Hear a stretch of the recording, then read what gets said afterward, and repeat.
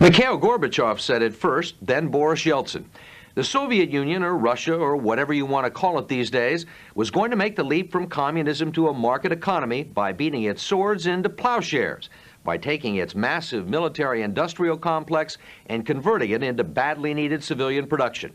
The rest of the world applauded, breathed a sigh of relief, and declared a peace dividend. Only it's a lot easier said than done, and the Russians aren't even saying it anymore. In fact, they're getting ready to flood the world market with military hardware. The decision's got nothing to do with world politics. It's strictly business. This plant in Moscow is one of 2,500 factories and research facilities which used to make up the Soviet version of the military-industrial complex. It made proton rockets for the space program, but there aren't many orders these days, so they're trying to get by making pumps to bottle milk.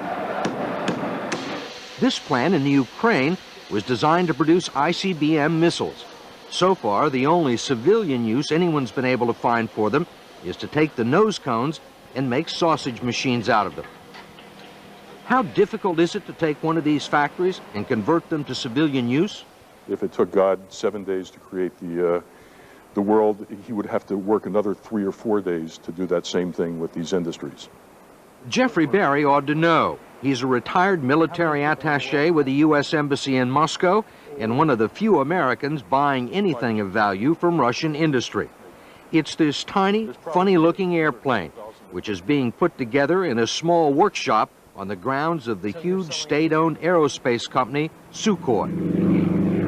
The Su-26 was designed by Sukhoi for the Soviet aerobatic flying team back in 1984, and it's won more than 74 gold medals. It's the airborne equivalent of a Ferrari, with a worldwide market of about 30 airplanes a year. Barry's company, the Pompano Air Center of Pompano Beach, Florida, has bought the entire production run. How important is this little plane to Sukhoi? Well, as far as we know, it's their major source of revenue right now, and it's worth $10 million a year for them. All hard currency? All hard currency. But this $10 million is not enough to feed 20,000 people. This design bureau, Sukhoi Design Bureau, has 20,000 employees, and all they do is design airplanes. They don't build airplanes. This place that we are here... 20,000 just for design? Just for designing the airplane. And what this room here that we're in is where they used to build the models for the airplanes that they would design. Then they would turn it over to a factory that would have 60,000 people in it that would do nothing but build airplanes. Well, they've got too many people working for them. They've got 2/3 too many people working for them. The factories, the huge state-owned companies are like dinosaurs, Barry says, too big and too inefficient to survive.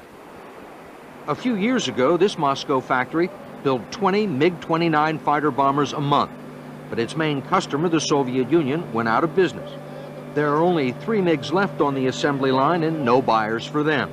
So now, the plant's chief engineer told us, some of the most skilled workers in the country are making surgical beds.